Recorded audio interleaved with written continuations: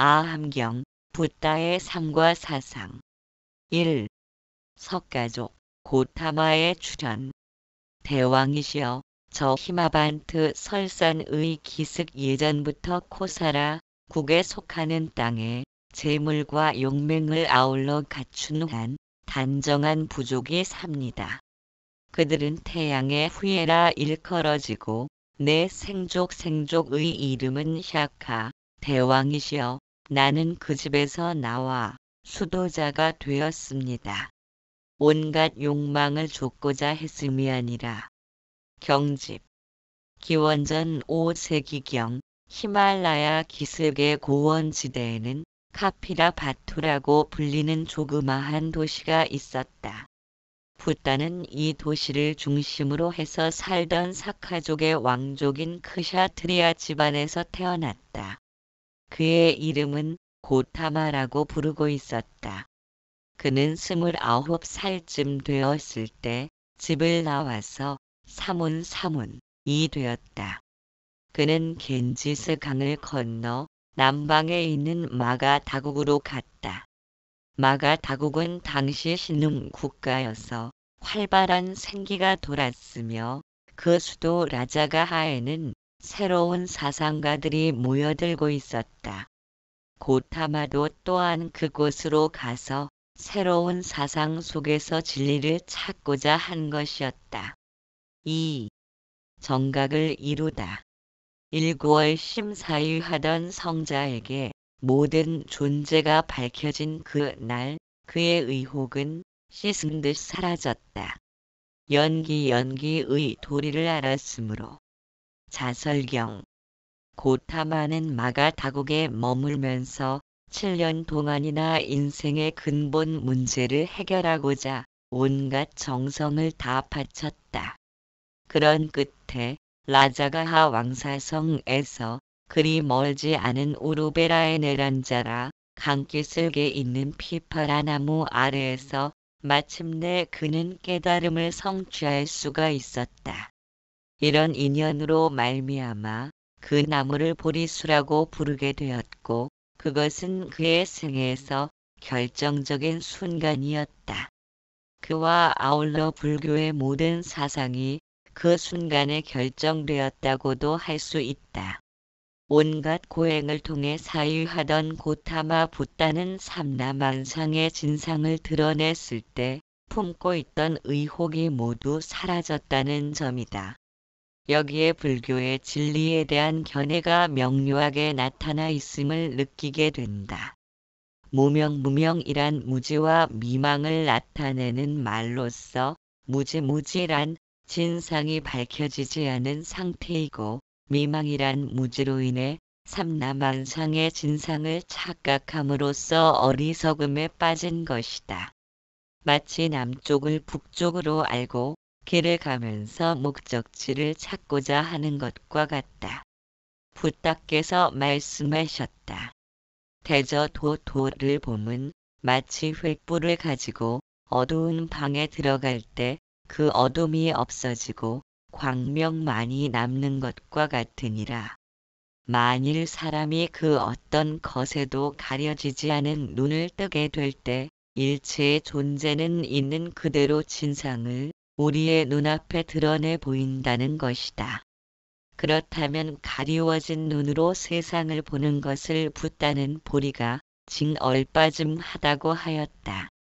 깨달음이 증한 상태로 보기 때문에 온갖 삼라만상이 제각각 여러 가지 형태로 눈에 비치는 것이다. 고타마 붓다는 깨달음을 얻고자 여러 도인들을 찾아 공부하기도 했다. 대표적으로는 아라라 카라마와 우타카라마 푸타가 그의 스승이었다고 한다. 그들은 이른바 육사외도 붓다. 당시의 대표적인 6명의 사상가에는 들어있지 않았으므로 그 당시 마가 다국을 중심으로 활약했던 새로운 사상가들로 추측된다. 학문이나 사상의 세계에서는 스승도 또한 넘어가지 않을 수 없다.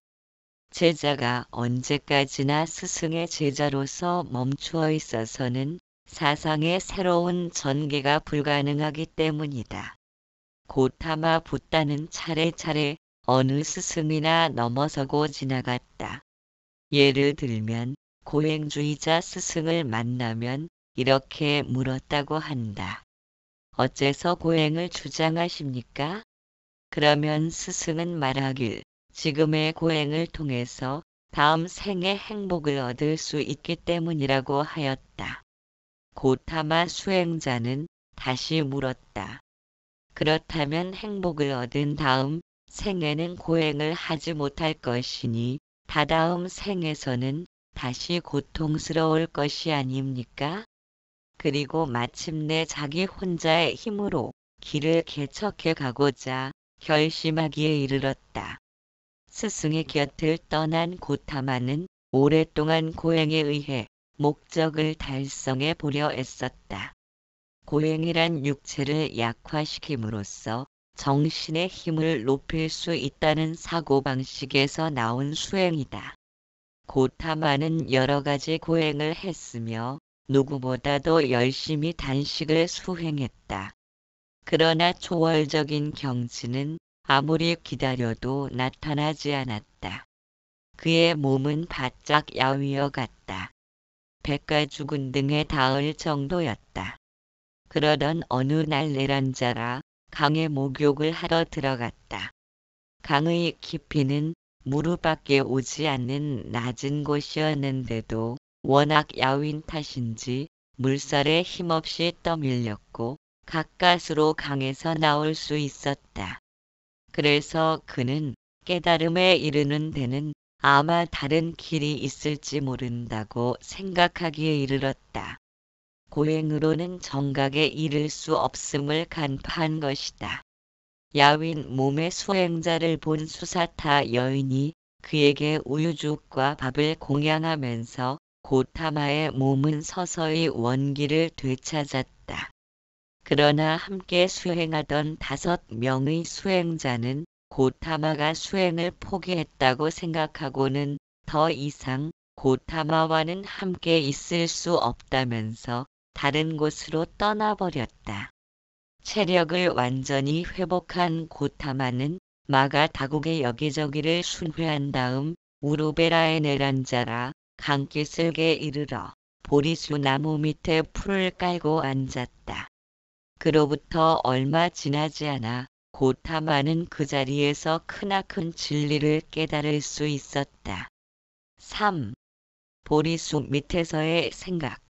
고생 끝에 겨우겨우 얻은 이것을 어이 또 남들에게 설해야 되랴. 5. 탐욕과 노여움에 불타는 사람에게 이 법을 알리기란 쉽지 않아라. 세상의 상식을 뒤엎은 그것 심심미묘하니 그것을 어찌알리오. 격정에 매이고 무명에 덮인 사람은 이 법을 깨닫기 어려우리라. 상응보경전 권청. 보리수 밑에서 진리를 깨달은 다음 붓다는 몇 주일 동안을 그곳에서 머물렀다.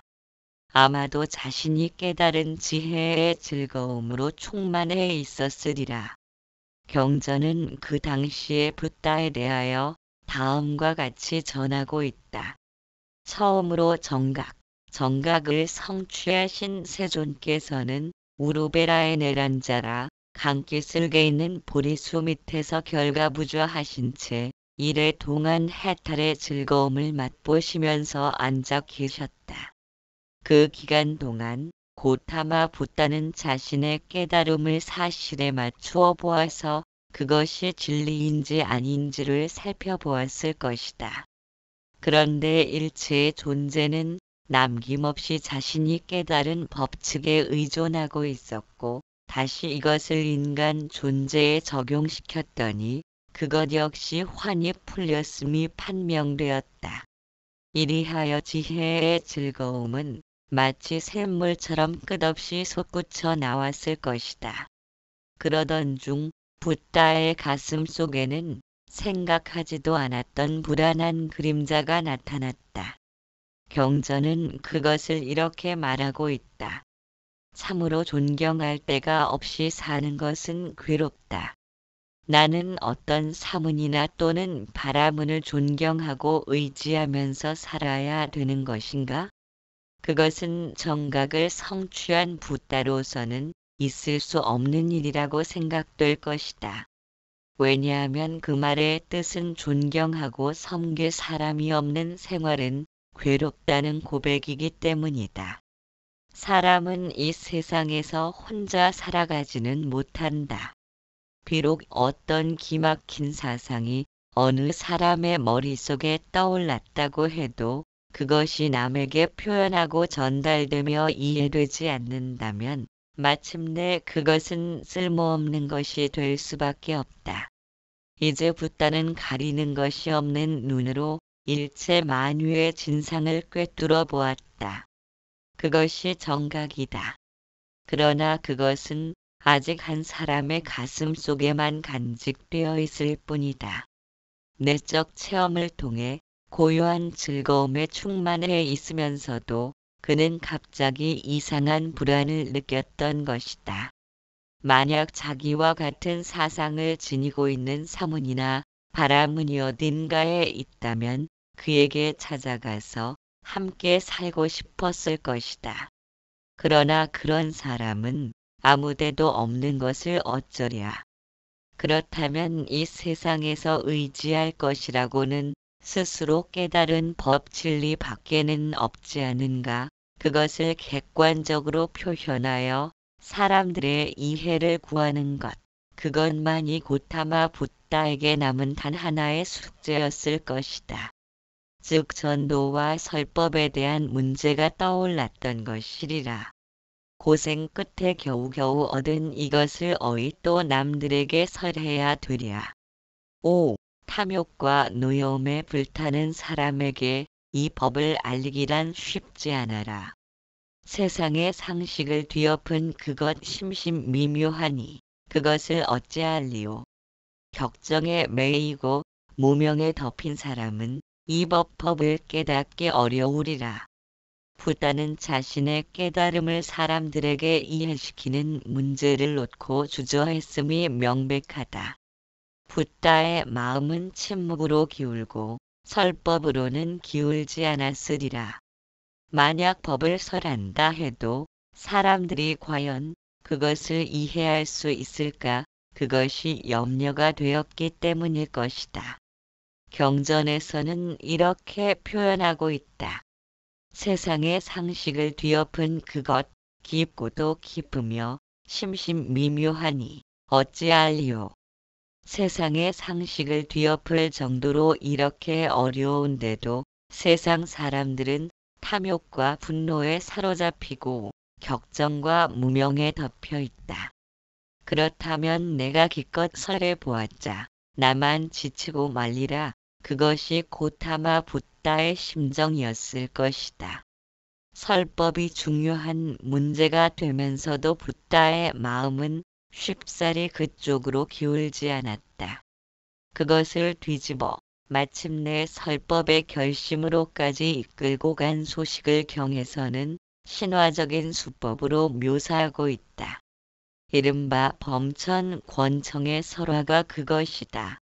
범천이란 만유의 근원인 브라만, 브레멘을 신격화한 인도의 신이다.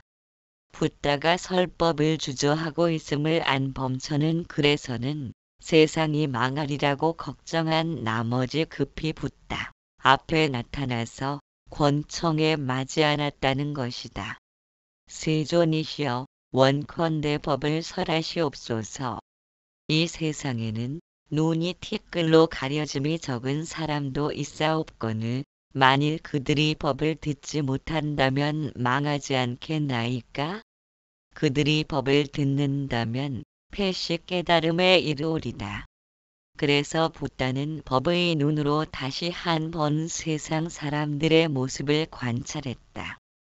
그때 붓다의 눈에 비친 세상 사람들의 모습을 경전은 연꽃에 비유하여 서술하고 있다. 연못 속에는 온갖 빛깔의 연꽃이 핀다. 어떤 것은 아직도 흙탕물 속에 잠겨 있는 것도 있다. 그러나 어떤 것은 수면 위에 고개를 들고 아름답게 피어 있다. 진흙 속에서 나왔으면서도 그것에 조금도 물들지 않은 채 맑은 꽃을 피운다. 그것과 같이 세상 사람들도 가지각색임을 관찰한 붓다는 마침내 설법을 결심했다. 그리고 말했다. 내 이제 감로감로의 문을 여나니 귀 있는 이는 들으라. 낡은 믿음 버리고. 붓다가 진리를 깨달았다는 것은 불교뿐 아니라 이 세상에서는 가장 중요한 일일 것이다. 만일 그 사실이 없다면 오늘의 불교도 있을 수 없을 뿐더러 인간에게는 상식을 뒤엎을 만한 진리로서 인간의 모든 고통을 영원히 벗어나는 길이 존재함을 이해하지 못했을 것이다. 물론 깨달은 사람들이 없는 것은 아니다. 그러나 그 깨달음의 내용이 설법의 형식을 통해 객관화되었다는 것도 매우 중요한 일이다. 왜냐하면 이것 없이는 사람들의 이해를 구할 수 없으며 정신적인 혁명을 통해 인간은 무한한 가능성을 지닌 존재라는 사실을 받아들이지 못했을 것이다. 4. 고진멸도 네 가지 진리의 첫 설법. 비구들아, 출가한 이는 두 극단에 달려가서는 안 되나니 그 둘이란 무엇인가? 온갖 욕망에 깊이 집착함은 어리석고 추하다. 범부의 소행이어서 성스럽지 못하며 또 무익하니라. 또 스스로 고행을 일삼음은 오직 괴로울 뿐이며 역시 성스럽지 못하고 무익하니라. 나는 이 두 가지 극단을 버리고 중도를 깨달았으니 그것은 눈을 뜨게 하고 지혜를 생기게 하며 적정 번뇌가 끊어짐과 증지 지혜를 체득와 등각 깨달음은 평등함과 열반 해탈을 돕느니라. 상응부경전.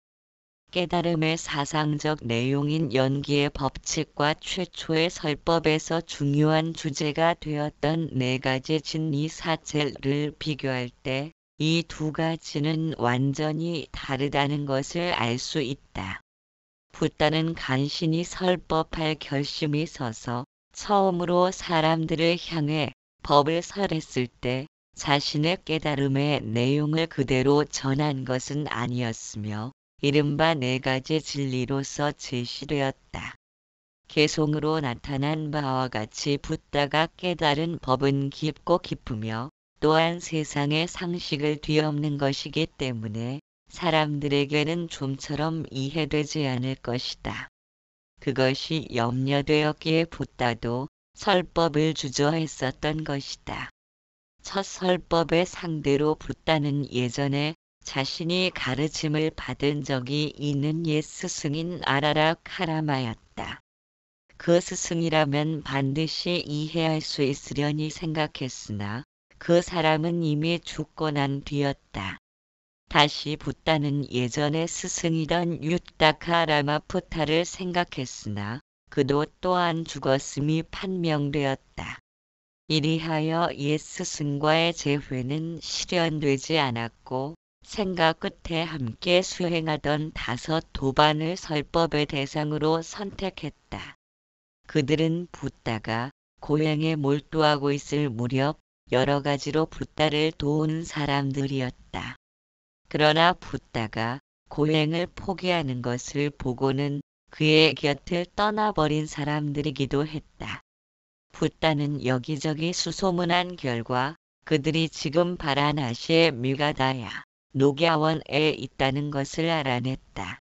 붓다는 곧 바라나시로 갔다. 우루베라에서 바라나시까지는 250km가 넘는 거리인데도 그야말로 천리를 멀다 여기지 않고 오직 법을 설하기 위해 떠났던 것이다. 가는 도중에 붓다는 한 사문을 만났다. 경전은 그의 이름을 사명외도인 우파카라 전하였으며 그는 붓다의 얼굴을 보자 말을 걸어왔다. 사명외도 사명외도. 모든 것은 운명이요. 인간의 의지력은 아무 작용도 하지 못한다고 주장하는 학파. 존자여, 당신의 얼굴은 참으로 광명에 넘쳐 있습니다. 당신은 누구에 의해 출가했고 누구를 스승으로 모셔 가르침을 받았습니까? 그것은 붓다가 자신의 깨달은 바를 이야기할 예기치 않은 기회가 되었다. 경전은 붓다의 대답을 운문으로 기록해 놓았다. 나는 일체에 뛰어나고 일체를 아는 사람. 무엇에도 더럽혀짐 없는 사람. 모든 것 사리사이 버리고 떠남하여 애욕을 끊고 해탈한 사람. 스스로 체득했거니 누구를 가리켜 스승이라 하랴. 나에게는 스승이 없고 같은 이 없으며 이 세상에 비길 이 없도다. 나는 곧 성자요 최고의 스승 나 홀로 정각 이루어 고요롭도다. 이제 법을 설하려 가시로 가거니 어둠의 세상에 감로의 북을 올리리라. 아직 젊은 고타마 붓다가 자신만만하게 말하는 모습을 본 우파카는 아연실색하면서 말하길 어쩌면 그럴지도 모르지 하면서 머리를 설레설레 흔들며 가버렸다고 한다. 붓다는 다시 여행을 계속하여 마침내 밀가다야 녹야원에 도착했다. 그러나 5명의 도반 수행자들은 붓다가 다가오는 것을 보고 환영조차 하지 않으며 다음과 같이 말했다. 보라. 저기에 나타난 이는 고타마이다. 그는 고행을 버리고 사치에 떨어진 사람이다. 인사도 하지 말고 일어나 마중도 하지 말고 의발도 받아주지 말아야 하리라. 그러나 자리만은 펴주자. 앉고 싶거든 앉게는 해야지. 막상 붓다가 다가오자 그들은 일어나서 맞아주었다. 의발도 받아주고 발을 씻을 물도 떠다 주었다. 함께 수행하던 도반으로서의 우정은 남아있었던 것이리라. 그러나 붓다가 자신의 깨달은 바를 이야기하려 하자 그들은 완고히 듣기를 거부했다. 그들은 앞서 붓다가 고행을 포기했으며 타락한 것이라고 생각하고 있었으므로 그가 진리를 깨달을 수 있었으리라고는 믿지 못했던 것이다. 그럼 너희는 예전에 내 안색이 이렇게 광명에 넘쳐 있는 것을 본 적이 있는가? 하고 물었다고 전한다. 5명의 비구들도 그러고 보니 고타마의 안색이 예사롭지 않음을 보게 되었다. 그렇다면 어디 그가 말하는 것을 드러나 보자는 쪽으로 마음이 움직였다. 그리하여 붓다. 최초의 설법이 녹야원에서 베풀어지게 되었던 것이다. 붓다가 45년에 걸쳐 행했던 설법의 수요는 몇 천에 이를 것이다. 그리고 그 설법들은 모두 대기설법이었다고 한다. 즉 사람들의 근기에 맞게끔 또는 문제에 따라 어울리는 내용으로 설해졌다. 그런 중에서 오직 한 번만 예외가 있었다. 그 예외가 지금 말하고자 하는 최초의 설법이다.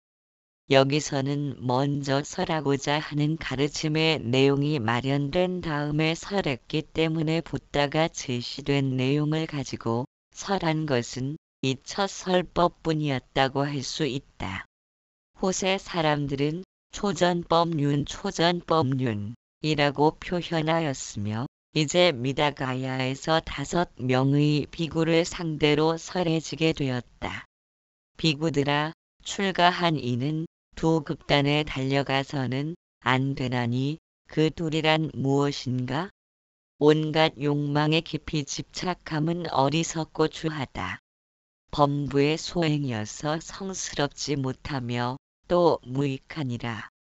또 스스로 고행을 일삼음은 오직 괴로울 뿐이며 역시 성스럽지 못하고 무익하니라. 이장장의 첫머리에 인용한 일절이 처음으로 설해졌으며 그것은 먼저 두 극단적인 입장에 대한 비판으로 시작되었다. 그 하나는 쾌락주의의 입장, 즉 온갖 욕망에 깊이 집착하는 것에 대한 비판이다. 또 하나는 금욕주의의 입장, 즉 스스로 고행을 일삼는 것에 대한 비판이다. 이것은 모두 붓다 자신이 몸소 체험한 방식이었을 것이다. 일찍이 왕위를 물려받을 태자로서 온갖 욕망에 묻혀있던 자신이 아니었던가. 그것을 붓다는 크나큰 포기의 가맹인 출가를 결심함으로써 넘어설 수 있었다. 그리고 출가한 뒤에 그는 다시 고행에 사로잡히고 말았다. 여기서도 고행에 열중하던 붓다는 차츰 그 불합리성을 간파할 수가 있었다. 결국 두 극단적인 입장에 대한 비판은 본인 자신에 대한 과거의 반성이기도 했다.